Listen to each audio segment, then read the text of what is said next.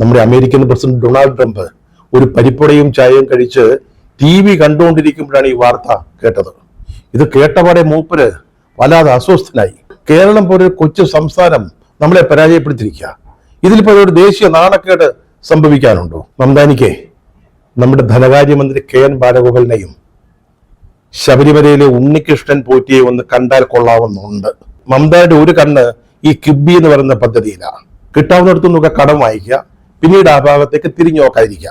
അമേരിക്കയേക്കാൾ മികച്ചൊരു ചികിത്സാ സംവിധാനം, ആരോഗ്യ പരിപാലന രംഗം കേരളത്തിലുള്ളപ്പോൾ എന്ത് നമ്മൾ ന്യൂയോർക്കിൽ പോകണം?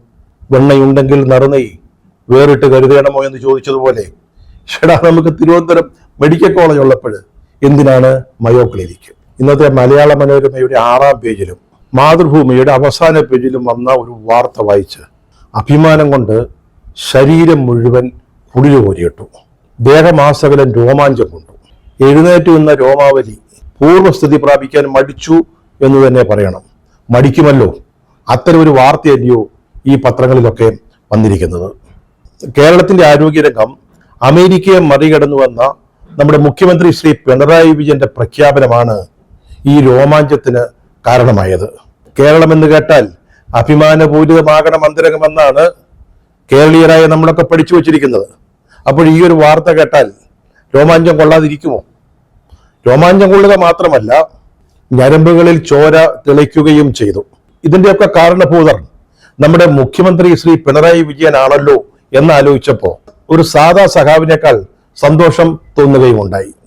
ഇത് വായിച്ചപ്പോ ആദ്യം നമ്മുടെ മുഖ്യമന്ത്രിയോട് ഒരു ചെറിയ പരിഭവമാണ് തോന്നിയത്.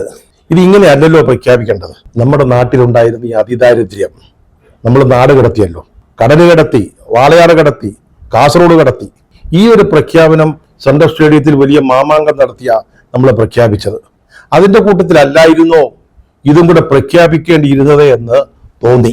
പക്ഷെ കൂടുതൽ ആലോചിച്ചപ്പം മുഖ്യമന്ത്രി ചെയ്തതാണ് ശരി എന്ന് തോന്നി. കാരണം ഈ അതിദാരിദ്ര്യം നിർമ്മാർജ്ജനം ചെയ്ത കാര്യം കേരളത്തെയും ഇന്ത്യയും മാത്രം ബാധിക്കുന്ന ഒരു കാര്യമാണ്. പക്ഷെ ഇതോ, നമ്മുടെ ഈ കൊച്ചു കേരളം അമേരിക്കയെ തോൽപ്പിച്ചു, പരാജയപ്പെടുത്തി എന്നുള്ളത് അതൊരു ഇന്റർനാഷണൽ വാർത്തയല്ലയോ?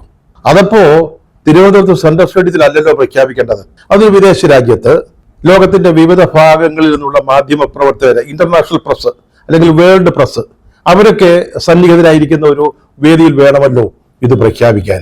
അതാണ് നമ്മുടെ പിണറായി വിജയന്റെ ബുദ്ധി. ഇതൊക്കെ അദ്ദേഹത്തിന് അറിയാവുന്നതുപോലെ വേറെ ആർക്കാ അറിയാവുന്നത്? അത്തരം ഒരു സാഹചര്യത്തിൽ ഈ പ്രഖ്യാപനം ഉണ്ടാകുമ്പോൾ അവരിത് ലോകം മുഴുവൻ എത്തിക്കും. അതല്ലയോ വേണ്ടത്? അതല്ലയോ കേരളത്തിന് കൂടുതൽ അഭിമാനം കൊണ്ടുവരുന്നത്? അതുകൊണ്ടാണ് ഈ സെൻട്രൽ സ്റ്റേഡിയത്തിലെ ലോക്കൽ പരിപാടിയിലൊന്നും ഇത് പറയാതെ അബുദാബിയിൽ പ്രഖ്യാപിക്കാൻ വേണ്ടി മാറ്റിവെച്ചത്. അതിന്റെ പിന്നെ ഉദ്ദേശം എന്ന് പറയുന്നത്, ഈ മുതലാളിത്തത്തിന്റെ ഇരിപ്പിടമായ അമേരിക്ക, അവര് നമ്മുടെ ഈ കൊച്ചു കേരളത്തോട് പരാജയപ്പെട്ടത്, തോറ്റമ്പിയത്, നമ്മുടെ മുമ്പിൽ കീഴടങ്ങിയത് ലോകം മുഴുവൻ അറിയട്ടെന്നേ. അതിന് തിരുവനന്തപുരത്ത് പ്രഖ്യാപിച്ചാൽ പറ്റുമോ? അത് അബുദാബിയിലോ ന്യൂയോർക്കിലോ എവിടെയെങ്കിലും ചെന്നാണ് പറയേണ്ടത്. ഇപ്പൊ തൽക്കാലം അമേരിക്കയ്ക്ക് പോകാൻ ഒരു പരിപാടി ഇല്ലാത്തത് കൊണ്ട് അബുദാബിയിൽ വെച്ചങ്ങ് കാച്ചി, അത്രയേ ഉള്ളൂ. സംഗതി ഭരിച്ചു കേട്ടോ. നമ്മുടെ BBC-യും റോയിട്ടേഴ്സും AP-യും AFP-യും അൽ ജസീറ എല്ലാം കൂടെ ഇത് ലോകത്തിന്റെ എല്ലാ കോണുകളിലും എത്തിച്ചു. നമ്മുടെ അമേരിക്കൻ പ്രസിഡന്റ് ഡൊണാൾഡ് ട്രംപ് ഒരു പരിപ്പുടയും ചായയും കഴിച്ച് TV കണ്ടുകൊണ്ടിരിക്കുമ്പോഴാണ് ഈ വാർത്ത കേട്ടത്. ഇത് കേട്ടപാടെ മൂപ്പര് വല്ലാതെ അസ്വസ്ഥനായി, പരിഭ്രാന്തനായി. അത് മാത്രമല്ല, അബുദാബിയിൽ നിന്ന് CIA റിപ്പോർട്ട് അയക്കുകയും ചെയ്തു. അതും കിട്ടി. CIA എന്ന് പറഞ്ഞാൽ അവരുടെ ചാരസംഘടന. അവര് മിനിറ്റുകൾക്കകം കാര്യം വൈറ്റ് ഹൗസിൽ എത്തിച്ചു. പിന്നെ ഇന്ന് രാവിലെ മലയാള മനോരമ, മാതൃഭൂമി മുതലായ പത്രങ്ങളുടെ കട്ടിങ്സ്, ഈ വാർത്ത വന്നതിന്റെ കട്ടിങ് ഡൽഹിയിൽ നിന്നുള്ള എംബസി അവിടെ എത്തിച്ചു. ഇത് കണ്ടതോടെ പിന്നെ ട്രംപിന് ഇരിക്കപ്പുറതി ഇല്ലാതായി. കാരണം കേരളം പോലൊരു കൊച്ചു സംസ്ഥാനം നമ്മളെ പരാജയപ്പെടുത്തിയിരിക്കുക. ഇതിലിപ്പോ ഒരു ദേശീയ നാണക്കേട് സംഭവിക്കാനുണ്ടോ? ഇതിനെന്തെങ്കിലും ഒരു പ്രതിവിധി കണ്ടെത്തണ്ടേ? ഉടനെ തന്നെ ട്രംപ് കൽപ്പിച്ചു, സിറ്റുവേഷൻസ് റൂമിലേക്ക് vice president, chief of staff, അതുപോലെ സുരക്ഷാ ഉപദേഷ്ടാവ്, ആഭ്യന്തര സുരക്ഷാ ഉപദേശകൻ, ഇവരെല്ലാം സിറ്റുവേഷൻ ഹൗസിലേക്ക് വരാൻ കൽപ്പിച്ചു. അതോടൊപ്പം തന്നെ അമേരിക്കയുടെ ആരോഗ്യ വിഭാഗത്തിന്റെ മേധാവിയെയും പരിവാര സമേതം വരാൻ പറഞ്ഞിരിക്കുക. ചോദിക്കുന്ന ചോദ്യങ്ങൾക്കൊക്കെ അപ്പോഴപ്പോൾ ഉത്തരം പറയത്തക്ക രീതിയിൽ അതിനോടെല്ലാം സിറ്റുവേഷൻ റൂമിലേക്ക് വരാൻ പറഞ്ഞിരിക്കുക. അമേരിക്കൻ പ്രസിഡന്റ് താമസിക്കുന്ന വൈറ്റ് ഹൗസിലെ ഈ വെസ്റ്റ് വിങ്ങില് ഏറ്റവും താഴത്തെ നിലയിലുള്ള വളരെ അതീവ സുരക്ഷാ സംവിധാനങ്ങൾ ഏർപ്പെടുത്തിയിട്ടുള്ള ഒരു മുറിയാണ് ഈ സിറ്റുവേഷൻ റൂം എന്ന് പറയുന്നത്. രാജ്യം വലിയ പ്രതിസന്ധികളെ, പരീക്ഷണങ്ങളെ, ചിലപ്പോൾ ഭീഷണികളെയൊക്കെ നേരിടുമ്പോഴാണ് പ്രസിഡന്റ്, അതാരാണെങ്കിലും പ്രസിഡന്റ്, വൈസ് പ്രസിഡന്റിനെയും ഉദ്യോഗസ്ഥ പ്രമാണിമാരെയും ഇവിടേക്ക് ക്ഷണിക്കുന്നത്. ഇവിടെ ഇരുന്നു കൊണ്ടാണ് പ്രസിഡന്റ് പലപ്പോഴും വളരെ പ്രധാനപ്പെട്ട നിർണായകമായ തീരുമാനങ്ങൾ എടുക്കുന്നത്. കഴിഞ്ഞ ജൂൺ 21 അമേരിക്ക ഇറാനിലെ ആണവ കേന്ദ്രങ്ങളിൽ ഒരു ബോംബിംഗ് നടത്തിയല്ലോ. അതിന്റെ തത്സമയ ദൃശ്യങ്ങൾ പ്രസിഡന്റ് ട്രംപും വൈസ് പ്രസിഡന്റ് JD വാൻസും ഈ സിറ്റുവേഷൻ റൂമിൽ ഇരുന്നുകൊണ്ടാണ് അതേ സമയം കണ്ടുകൊണ്ടിരുന്നത്. അത്രയ്ക്ക് പ്രധാനപ്പെട്ട വിഷയങ്ങൾ വരുമ്പോഴാണ് ഈ സിറ്റുവേഷൻ റൂമിലേക്ക് വൈസ് പ്രസിഡന്റിനെയും മേപ്പടിയന്മാരെയും ഒക്കെ വിളിച്ചു വരുത്തുക. അതുപോലൊരു സാഹചര്യം ഇന്നിപ്പോൾ ട്രംപിന്റെ മുമ്പിൽ വന്നിരിക്കുക. കേരളം എന്ന് പറയുന്ന ഒരു കൊച്ചു സംസ്ഥാനം അമേരിക്കയെ മറികടന്നിരിക്കുന്നു, കീഴ്പ്പെടുത്തിയിരിക്കുന്നു. അതും ഏത് രംഗത്ത്? ചികിത്സാ രംഗത്ത്, ആരോഗ്യ പരിപാലന മേഖലയിൽ. അമേരിക്കയിലെ ഈ മേയർ തെരഞ്ഞെടുപ്പിന് വലിയ അടി പറ്റിയതാ. അടിയുന്ന ലക്കിടിയായി പോയി, തല ഉയർത്താൻ മേലാത്ത ഒരു അവസ്ഥയായി പോയി ട്രംപിന്. അവിടെ ആ സൊഹ്റാൻ മംദാനിയെ, ആളൊരു സോഷ്യലിസ്റ്റാ, പക്ഷെ ട്രംപ് പറയുന്നത് കമ്മ്യൂണിസ്റ്റ് ആണെന്ന്. ആളെ ഒന്ന് തോൽപ്പിക്കാൻ പഠിച്ച പണി 18 നോക്കി, എന്നിട്ടും നടന്നില്ല. അതിന്റെ തൊട്ടു പിന്നാലെയാണ് ഇതുപോലൊരു മാരണം ഈ പിണറായി വിജയന്റെ പ്രഖ്യാപനത്തിന്റെ രൂപത്തിൽ വന്നിരിക്കുന്നത്. മംദാനി ഒരു കമ്മ്യൂണിസ്റ്റ് ആണെന്നാണ് ട്രംപിന്റെ വിശ്വാസം. ഇതിപ്പോ സംഭവിച്ചിരിക്കുന്നത് എന്തുവാ? മറ്റൊരു കമ്മ്യൂണിസ്റ്റ് ഭരിക്കുന്ന സംസ്ഥാനം, കേരള സംസ്ഥാനം, ഇന്ത്യ പോലും അല്ലെന്നേ, ഇന്ത്യയിലെ ഒരു കൊച്ചു സംസ്ഥാനം, അവിടമാണ് ഇപ്പൊ നമ്മുടെ ആരോഗ്യ മേഖലയേക്കാൾ മികച്ചതായിട്ട് വന്നിരിക്കുന്നത്. അത് പറയുന്ന ആരാ? അവിടുത്തെ മുഖ്യമന്ത്രി തന്നെയാ. അതുകൊണ്ട് ഈ സിറ്റുവേഷൻ ഒന്ന് മാറ്റിയെടുത്തേ പറ്റൂ. പഴയതുപോലെ 1ാം സ്ഥാനത്തേക്ക് എത്തണം. ഇപ്പൊ കേരളം നേടിയ നേട്ടമുണ്ടല്ലോ, കേരളത്തെ വീണ്ടും പിന്നാക്കം തള്ളിക്കൊണ്ട് അമേരിക്കയ്ക്ക് മുന്നോട്ടെത്തിയേ പറ്റൂ. അതിനാണ് ഇപ്പൊ സിറ്റുവേഷൻ റൂമിൽ ഈ വളരെ പ്രധാനപ്പെട്ട യോഗം നമ്മൾ ട്രംപ് വിളിച്ചു കൂട്ടിയിരിക്കുന്നത്. അതിന്റെ തീരുമാനം എന്താണെന്ന് നമ്മൾ അറിയാൻ പോകുന്നില്ല. അതൊക്കെ രഹസ്യമാണല്ലോ, അതൊന്നും അവരാരോടും പറയത്തില്ലല്ലോ. അതാണല്ലോ അമേരിക്കയുടെ ഒരു രീതി. നമ്മളെപ്പോലും ഇങ്ങനെ പ്രസംഗിച്ചോട്ട് നടക്കുന്ന ഏർപ്പാട് അവർക്കില്ലല്ലോ. പക്ഷെ എന്തായാലും ഒരു കാര്യം ശരിയാ, ഉറപ്പാ, ഇനി സിറ്റുവേഷൻ റൂമിൽ ട്രംപും വാൻസും മറ്റുള്ളവരെല്ലാം കൂടി ഇരുന്ന് എന്തോ തീരുമാനമെടുത്താലും ഈ ഒരു കാര്യത്തിൽ, അതായത് ആരോഗ്യരംഗത്ത് കേരളത്തെ ഒന്നാമത് നിലനിർത്തുക എന്നുള്ള പ്രശ്നത്തിൽ നമ്മുടെ മുഖ്യമന്ത്രി പിണറായി വിജയനോ ആരോഗ്യമന്ത്രി വീണ ജോർജോ ഒരിഞ്ചു പുറകോട്ട് പോകാൻ പോകുന്നില്ല. അന്താരാഷ്ട്ര മാധ്യമങ്ങൾ ഇവരുടെ പ്രധാനപ്പെട്ട വാർത്ത ലോകത്തിന്റെ എല്ലാ മൂലകളിലും എത്തിച്ചെങ്കിലും മലയാള മനോരമ, മാതൃഭൂമി തുടങ്ങിയ മാധ്യമങ്ങൾ ഇക്കാര്യത്തിൽ കാണിച്ചത് വളരെ മോശമായി പോയി. ലളിതമായ ഭാഷയെ പറഞ്ഞാൽ നിന്ദ്യവും നികൃഷ്ടവുമായി പോയി, നിരാശാജനകമായി പോയി. മനോരമയും മാതൃഭൂമിയും കേരളത്തിലെ 2 പ്രധാന പത്രങ്ങളാണല്ലോ. അവരിത് 1ാം പേജിൽ കൊടുക്കേണ്ടതല്ലയോ? കേരളത്തിന്റെ ഒരു നേട്ടത്തെക്കുറിച്ചല്ലയോ പറയുന്നത്? ഇതിന്റെ പത്രാധിപന്മാർക്ക് ഇതൊന്നും കേട്ടാൽ ഒരു അഭിമാനം ഉണ്ടാവത്തില്ലയോ? അവരെന്തുവാ ചെയ്തത്? 6ാം പേജിലാണ് മനോരമ കൊടുത്തത്. അവരുടെ 2ാമത്തെ പ്രധാനപ്പെട്ട വാർത്താ പേജിൽ പോലും കൊടുത്തില്ല. മറ്റൊരു പേജില് വളരെ ചെറിയൊരു ഹെഡിങ്ങില് അങ്ങനെയാണ് മലയാള മനോരമ കൊടുത്തത്. മാതൃഭൂമി അവിടെ ഏറ്റവും അവസാനത്തെ പേജിലേക്കാണ് ഇത് മാറ്റിവെച്ചത്. എന്തൊരു കഷ്ടമായി പോയി. ഇവരൊക്കെ ഉണ്ടല്ലോ, ഇവരൊക്കെ UDFന്റെ ആൾക്കാരാണെന്നേ. ഇവരൊന്നും ശരിയല്ല. ഇവർക്കൊക്കെ നമ്മുടെ സർക്കാരിനോട് വലിയ അസൂയ. 2ാമത് വീണ്ടും അധികാരത്തിൽ വന്നപ്പോൾ തുടങ്ങിയതായി അസൂയ. മാറി മാറി വരുമെന്നാണ് വിചാരിച്ചിരുന്നത്. പക്ഷെ നമ്മൾ 2ാമതും വന്നു കാരണഭൂതരുടെ നേതൃത്വത്തില്. അന്ന് തുടങ്ങിയ അസൂയ UDF പക്ഷപാതമാണ്, അതിനൊന്നും യാതൊരു സംശയവുമില്ല. നമ്മുടെ പിണറായിയുടെ തുടർച്ചയായ 3ാം ഭരണം ഉണ്ടാവരുതെന്ന് ആഗ്രഹിക്കുന്ന ആളുകളാണ്. എങ്ങനെയെങ്കിലും അതിനെ തടുക്കണം, അതിനുള്ള വേലത്തരങ്ങളാണ്. അപ്പോഴാണ് ഈ പ്രധാനപ്പെട്ട വാർത്തകൾ ഇവർ ഈ അകത്തെ പേജുകളിലേക്ക് തമസ്കരിക്കുന്നത്. ഒരു ചെറിയ ഉദാഹരണം പറയട്ടെ. നമ്മൾ ഈ സന്തോഷ് ട്രോഫിക്ക് കളിക്കാൻ പോകുന്ന കേരള ടീം, നമ്മുടെ ഫുട്ബോൾ ടീം, അവർ അർജന്റീനയോ ബ്രസീലിനെയോ തോൽപ്പിച്ചു എന്ന് വിചാരിക്കുക. 1-0 അത്രയും മതി. ഒരു ഗോളിനാണെങ്കിൽ ഒരു ഗോളിന് തോൽപ്പിച്ചു എന്ന് വിചാരിക്കുക. അപ്പൊ നിങ്ങൾ എങ്ങനെ ആയിരിക്കും അതിനെ കൈകാര്യം ചെയ്യുക? 1ാം പേജിൽ വലിയ വെണ്ടയ്ക്ക നിരത്തത്തില്ലയോ? അതുപോലെ അല്ലയോ ഇത്? അമേരിക്ക ഒരു വമ്പൻ രാഷ്ട്രത്തെ, ഒരു മുതലാളിത്ത രാഷ്ട്രത്തെ, ക്യാപിറ്റലിസത്തിന്റെ ഇരിപ്പിടത്തെ നമ്മൾ തോൽപ്പിക്കുക, കൊച്ചു കേരളം. എന്നിട്ട് പോലും അതിന്റെ വേണ്ട രീതിയിൽ കൈകാര്യം ചെയ്യാൻ, വേണ്ട പ്രാധാന്യത്തോടെ പ്രസിദ്ധീകരിക്കാൻ ഇവർക്കാർക്കും സാധിച്ചിട്ടില്ല. കഷ്ടം. അത് ശരിയല്ലോ എന്ന് ഈ പത്രാധിപന്മാരോട് ചോദിച്ചപ്പോൾ അവരെന്തുവാ പറയുന്നത്? അവര് പറയുന്നതിനൊരു ന്യായമില്ലേ എന്ന് തോന്നിപ്പോവും. വലിയ നേട്ടമൊക്കെയാ, കാര്യം ശരിയാ. പറഞ്ഞത് പിണറായി ആണെങ്കിലും ഈ കോഴിക്കോട് ഒരു പഴയ ഫുട്ബോൾ കളിക്കാരനുണ്ടായിരുന്നു, ആണ്ടി നല്ല കളിക്കാരനാ, നല്ല പാസാ, ഡിഫൻസിലാ കളിക്കുന്നത്, പക്ഷെ കയറി കളിക്കും, നല്ല പാസ് കൊടുക്കും. ആണ്ടി പറയും ആണ്ടിയുടെ പാസ്സാണ് ഏറ്റവും നല്ല പാസ് എന്ന്. അങ്ങനെയാണെങ്കിലും കേരളത്തിന് അഭിമാനം പോകരുന്നൊരു വാർത്തയല്ലയോ എന്ന് ചോദിച്ചപ്പോൾ പത്രാധിപന്മാരെന്തുവാ പറയുന്നത്? അവരിങ്ങോട്ട് ചോദിക്കുക, നമ്മുടെ SAT ആശുപത്രിയിൽ പ്രസവത്തെ തുടർന്നുണ്ടായ അണുബാധയിൽ ഒരു ചെറുപ്പക്കാരി മരിച്ച വാർത്ത 1-ാം പേജിൽ ഇരിക്കുക. അതിന്റെ മുകളിൽ എങ്ങനെയാ കേരളം അമേരിക്കയെ പിന്തള്ളി എന്നുള്ള വാർത്ത കൊടുക്കുക? അതുപോലെ തന്നെ കൊല്ലം ജില്ലയിലെ പന്മന സ്വദേശി ഒരു വേണു 48 വയസ്സുള്ള ഒരാളാ, ഒരു കുടുംബം പോറ്റേണ്ടിയിരുന്ന ആളാ.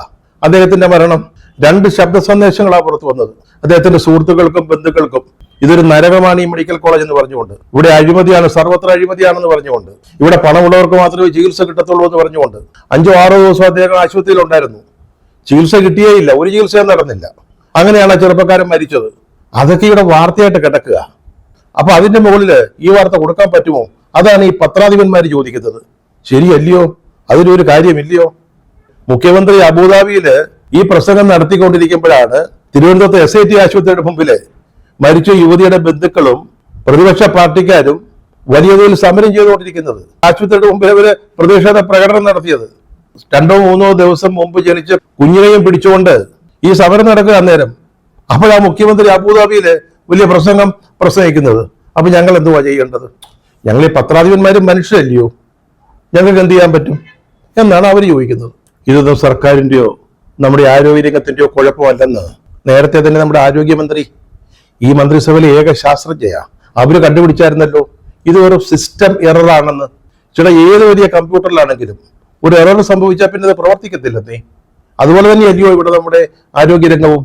അത് നേരത്തെ പറഞ്ഞതാണല്ലോ. നിങ്ങൾ അതൊന്നും കൊടുക്കുകയല്ലോ. ഇപ്പൊ തന്നെ ഈ വേണുവിന്റെ മരണം അന്വേഷണം നടത്തിയല്ലോ. ഞങ്ങള് വിദഗ്ധ സമിതിയെ നിയോഗിച്ചല്ലോ. ഞങ്ങളുടെ ഡിപ്പാർട്ട്മെന്റിൽ നിന്നുള്ള ആളുകൾ തന്നെയാ. ഞങ്ങൾ പറയുന്നത് പോലെ റിപ്പോർട്ട് എഴുതുന്നവരാ. എന്നാലും ഞങ്ങളൊരു അന്വേഷണത്തിനൊരു സമിതിയെ വെച്ചല്ലോ. അവരുടെ റിപ്പോർട്ട് വന്നല്ലോ. വേണുവിന്റെ കാര്യത്തിൽ ചികിത്സാ പിഴവ് ഉണ്ടായിട്ടില്ല. അതെന്താ നിങ്ങൾ വിശ്വസിക്കാത്തെ? ചികിത്സ പോലും നടന്നില്ലല്ലോ, പിന്നെ എന്തുവായി ചികിത്സാ പിഴവെന്ന് ഉടനെ നിങ്ങൾ ചോദിക്കും. ഞങ്ങളുടെ കൂട്ടത്തിലൊരു ഡോക്ടർ ഹാരിസ്, പുള്ളി എന്തുവാ പറഞ്ഞത്? ഈ നിലത്ത് കിടത്തി ചികിത്സിക്കുന്നത് ശരിയല്ലെന്ന്. അതിലൂടെ പത്രമുത്തശ്ശി വേറൊരു വാർത്ത കൊടുത്തു. ഒരു കട്ടിലേൽ 2 രോഗികൾ കിടക്കുന്നു എന്ന്. ഇത് വലിയ അത്ഭുതം പിടിച്ചൊരു കാര്യമാണ്. ഒരു കട്ടിലേല് 2 പേര് കിടക്കും. നമ്മുടെയൊക്കെ വീട്ടില് ഒരു കട്ടിലേൽ 2 പേര് കിടക്കാറില്ലേ? ഇതൊക്കെ ഇത്ര വലിയ പൊലിപ്പിക്കേണ്ട കാര്യമുണ്ടോ? മുത്തശ്ശി എന്നാ പറയുന്നത്. പക്ഷെ ഇതിങ്ങളുടെ കണ്ണ് നല്ലപോലെ കാണുമല്ലോ. 2 പേര് കട്ടിലേ കിടക്കുന്നത് അവർ കണ്ടുപിടിച്ചു. ഒരു വലിയ വാർത്ത അങ്ങോട്ട് കൊടുത്തു. ഡോക്ടർ ഹാരിസ പറഞ്ഞത് ഈ നിലത്ത് കിടത്തി ചികിത്സിക്കുന്ന പ്രാകൃതമാണെന്ന്. അമേരിക്കയിൽ പോയി നോക്ക്. കട്ടിലേ കിടക്കുന്ന കാര്യമല്ല, നിലത്ത് ഒരു പായ 3 പേരാ കിടക്കുന്നത് അമേരിക്കയില്. നമ്മൾ അതിനെയൊക്കെ മറികടന്നു. ഇപ്പൊ ഒരു പായ 2 പേരേ ഉള്ളൂ.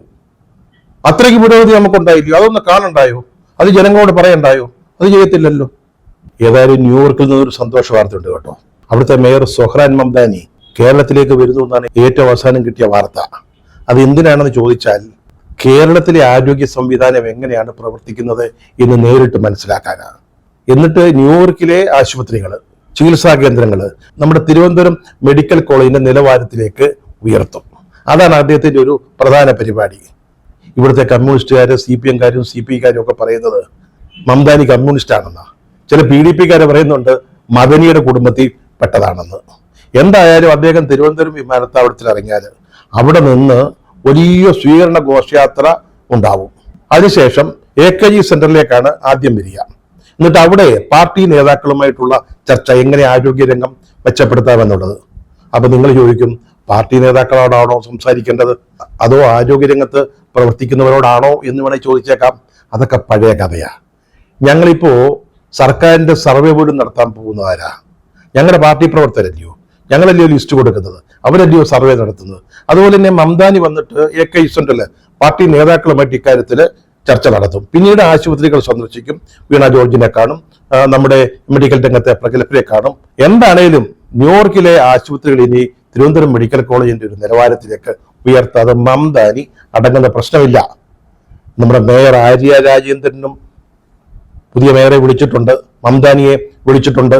തിരുവനന്തപുരത്തിന്റെ നേട്ടങ്ങൾ, ഞങ്ങൾ എങ്ങനെയാണ് തിരുവനന്തപുരം കോർപ്പറേഷൻ മെച്ചപ്പെടുത്തിയത്, ലോകത്തിലെ തന്നെ ഏറ്റവും മികച്ച ഒരു മുനിസിപ്പൽ കോർപ്പറേഷനാക്കി മാറ്റിയത് എന്നുള്ളത് നേരിട്ട് കാണാൻ വേണ്ടി അതിലും അദ്ദേഹത്തിന് താല്പര്യമുണ്ട്. അദ്ദേഹം വന്നതൊക്കെ കാണും. KSRTC ബസ് സ്റ്റാൻഡ്, അവിടുത്തെ മൂത്രപ്പുര, ആമയഴിഞ്ചാൻ തോട്, അതുപോലെ ഇവിടുത്തെ മാലിന്യം നിർമ്മാർജ്ജനം ചെയ്യാൻ വേണ്ടി നമ്മുടെ കോർപ്പറേഷന്റെ നേതൃത്വത്തിൽ ഏർപ്പെടുത്തിയിരിക്കുന്ന കുറ്റമറ്റ സംവിധാനം. പിന്നെ ഈ തെരുവ് നായ്ക്കളെ നമ്മൾ എങ്ങനെയാണ് താലോലിച്ച് പരിപാലിക്കുന്നത്, ഇതൊക്കെ ഒന്ന് നേരിൽ കണ്ട് മനസ്സിലാക്കാൻ മംദാനി അക്ഷമനായി കാത്തിരിക്കുകയാണെന്നാണ് ന്യൂയോർക്കിൽ നിന്നുള്ള വിവരം.